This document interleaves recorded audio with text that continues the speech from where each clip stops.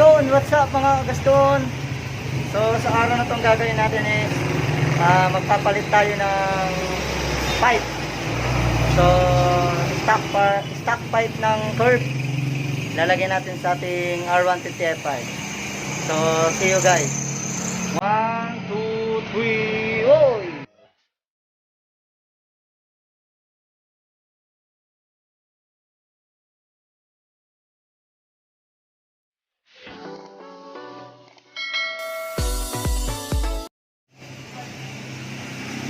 So ayan yung motor natin guys. So una, kailangan muna natin tanggalin yung stock pipe. So ang pinaka-iingatan natin dito is yung sensor. So ayan, tanggalin muna natin yung sensor. Ayan. So para madaling tanggalin yan, tanggalin mo ng buo muna yung butso, tapos bunutin mo yung pin ng sensor dito para mabunot lahat. So yun guys. Tapos ito yung gagamitin natin pipe. Yan, stock pipe ng R150 curve. Tapos kukunin natin dyan is canister lang. Tapos ito yung in order nating elbow sa online. Yan, in order nating elbow sa online, stainless elbow. So ang pinagawa ko is standard size lang siya. Kung mapapansin mo, di siya ganun kalaki or di siya ganun kataba, kasi gusto ko standard size lang para walang puga. Yan. Yan. So kapag magpapalit ka talaga ng pipe ng R150 curve ay R150 Fi, kailangan is pang Fi talaga. So see you guys.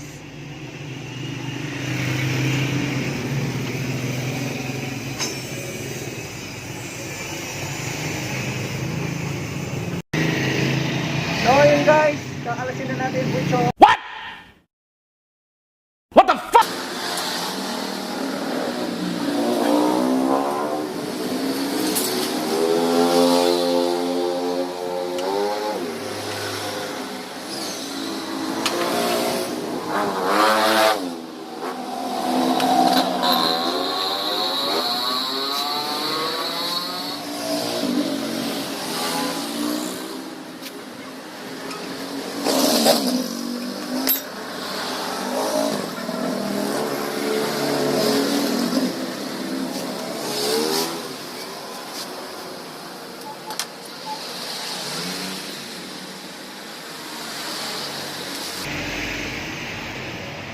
So ayun, natanggal na natin bolt. Pupulutin na lang natin dito. Ito yung sa sensor, tutok mo pare. Yan, tutok mo sensor.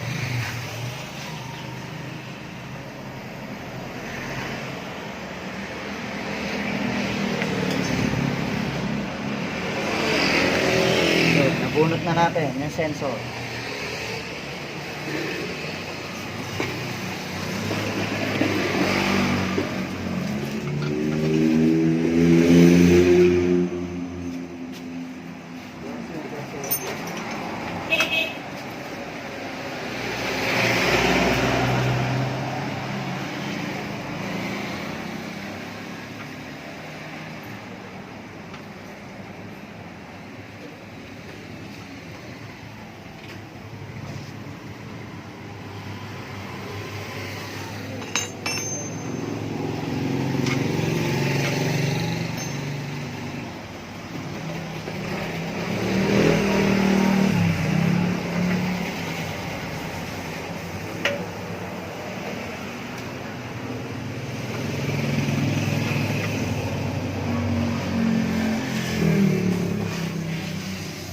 So ayan, natanggal na natin.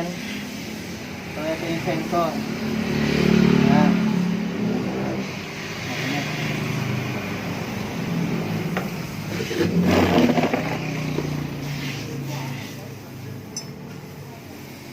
Ayan, lapit mo para. Ang size ng sensor na ito is 17. Ito yung pinaka-safe ng pagtatanggal. Kailangan nakatanggal ito para ang gamitin mo is gloves.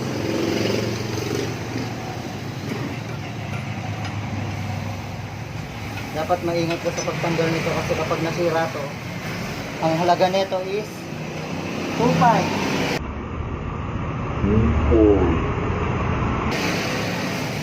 Tumataginting na 2.5 ang halaga.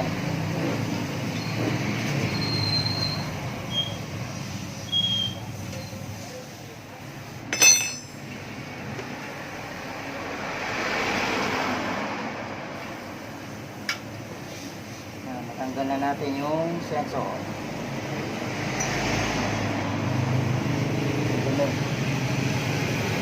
Tatlo pala yan. Siya, ganun yan. Natin ang konting babalik-likod.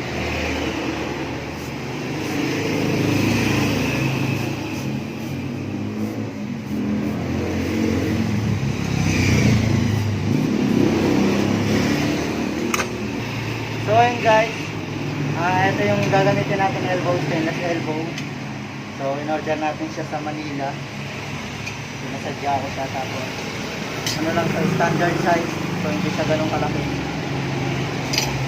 Tapos ito na yung canister ng curve. Mas maganda kapag naglagay ka ng canister ng curve, hindi kalkal para walang puga kasi meron tayong tinatawag na air combustion na kaya ito may catalytic sa loob para pag nagbuga ng hangin, papasok ulit sa loob.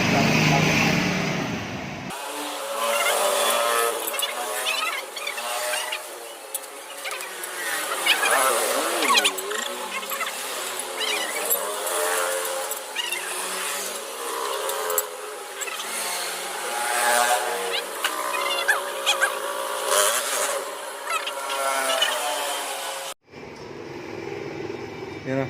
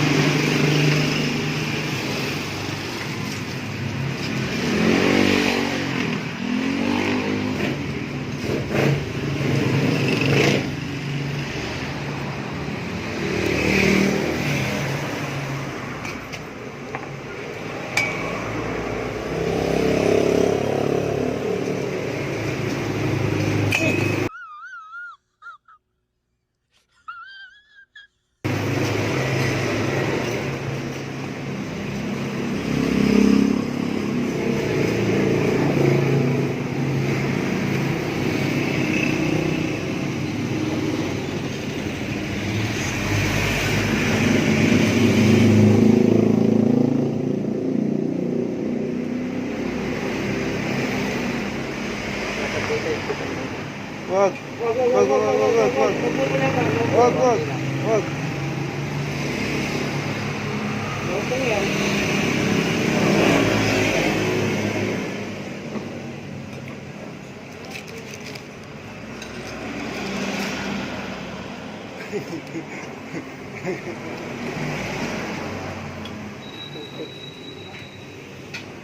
Wag. Ganito.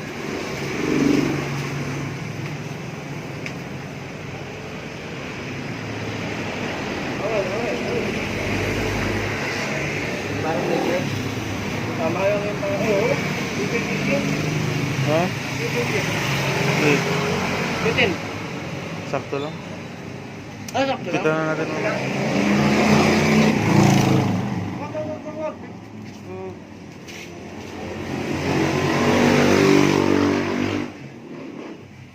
Napuputol yan ba? Ano yung malutong yan? Sige, tama yun. sirain ko na. Oo, patrahin ko yan. Invite ka mo sa akin.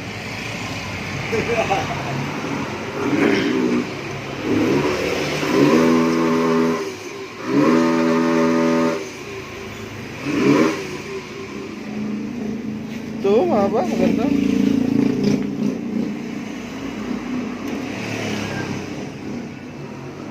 Di ba? Napahirapan mo sarili mo eh. Hindi ba? Kaya niya ako sa akin. Di ba? Yun. Pakayin ka na ito eh. Yung wag yan, nagbibig ko.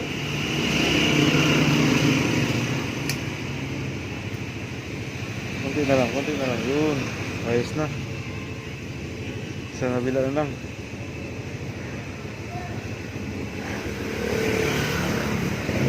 Hindi nga matatanggal to. Oo, Ganyanin ko ng konti. Ano, magpunta na tayo, magtungan. Left. Dito na tayo. Tapos boss, papawelding nyo din dito ah.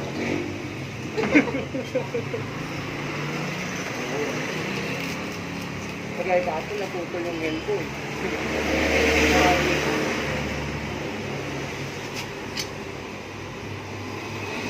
Nino ka mayan, Dana. Nino ka mayan? Tawag ko.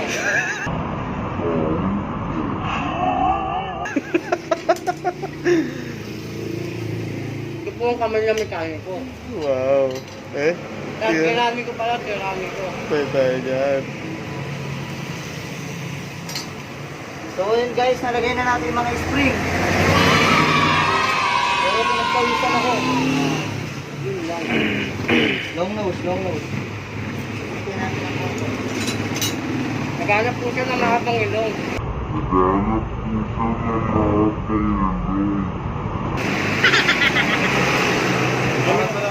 Wala. Tutok mo lang sa akin. Ayan po yung turn master to. Huwag mong tutok sa akin.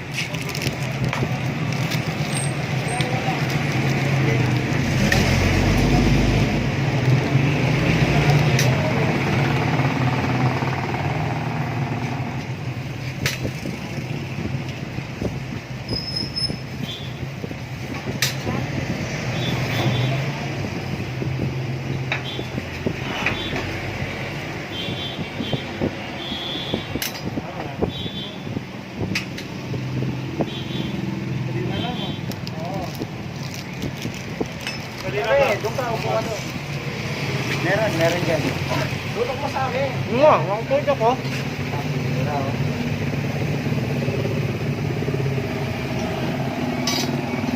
Ayan.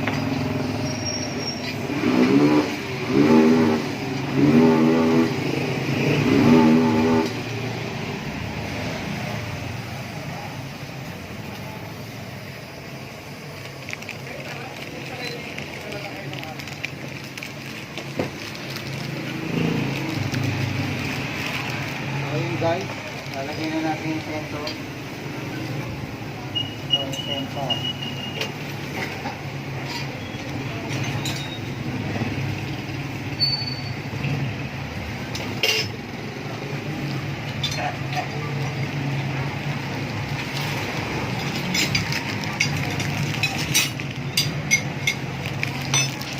Tutok ka pare? Oo. Tutok na tutok. Tutok na tutok na eh. Tutok ka.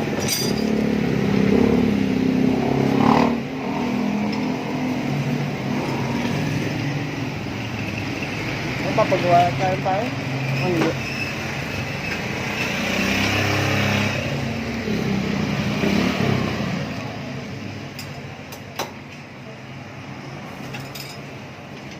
Yan guys, ulit.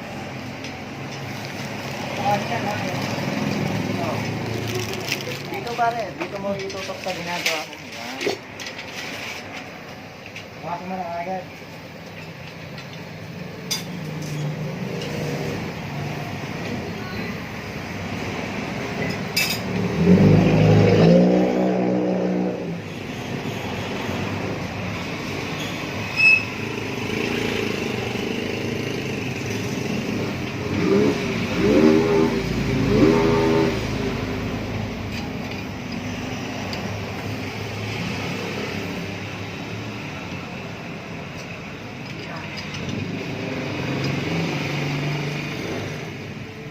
Ibawat na to kasi sa ganito.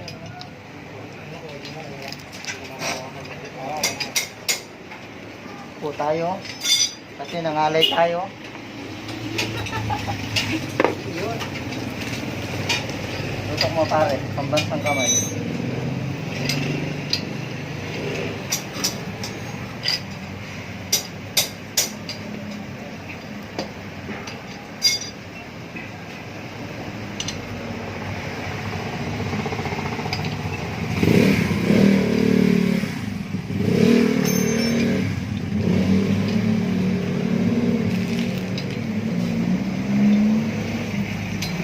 Papaling niya tayo pare.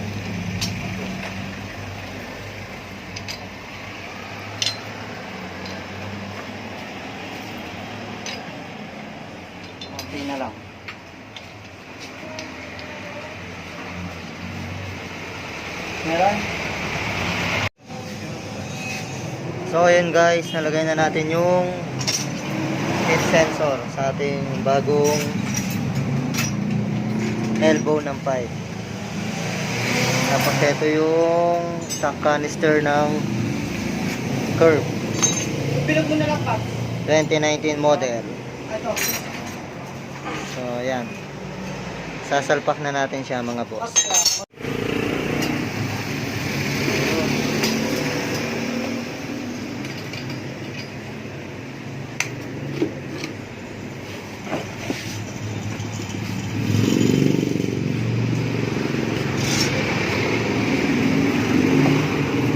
Okay na.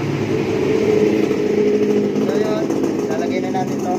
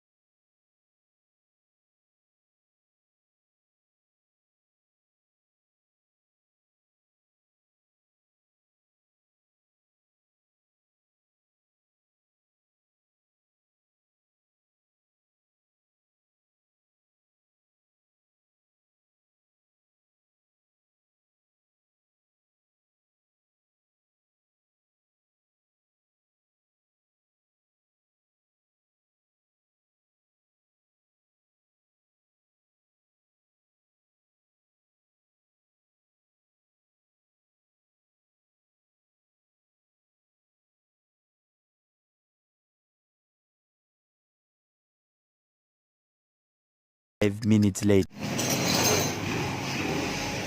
So ayun mga paps, mga boss sama manager, nalagay na natin yung stock pipe ng R150 Curve. Ayan siya. Ayan. Ngayon iti-test sound natin. Ang kasama natin naglagay si Parin Joe. Ayan.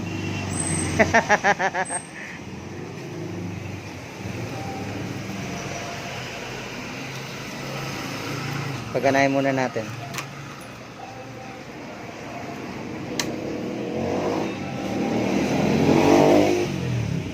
So mahina yung battery natin. So kailangan natin siyang i-kick. Pare, kick muna natin. Sige.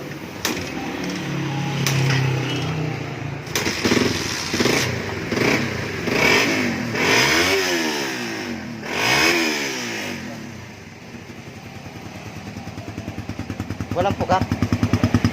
Ay ano natin. Wala siya.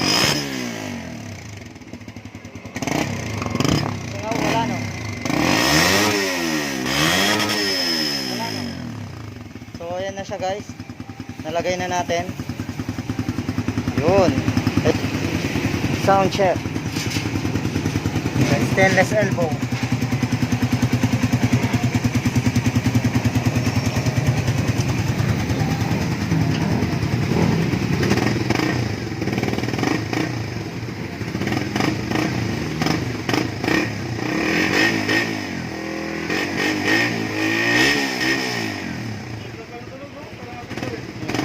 Ganda ng tunog niya guys, para siyang apito. Ang kagandahan na wala siyang pugak. Dahil stock at hindi siya kalkal, ayan. Ano, kahit unti-unti natin yung RPM, mapapansin mo. Ayan o.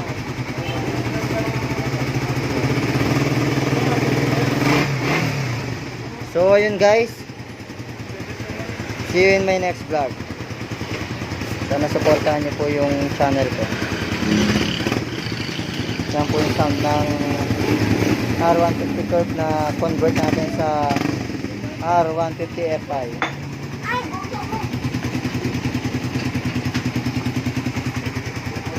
Ayan siya guys.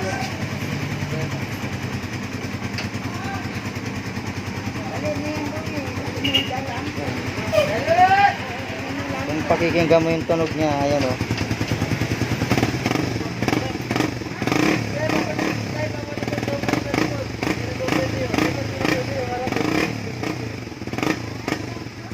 Ang kaganda niya, wala siyang pugak. Tapos ayan o, wala siyang pugak talaga. Ang ganda, grabe.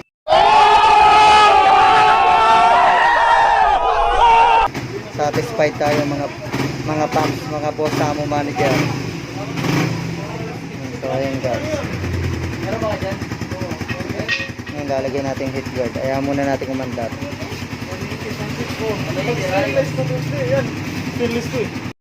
So ito yung kasama natin naglagay. Si Juan. Dito tayo sa munting shop natin. So ayun guys. So see you in my next vlog.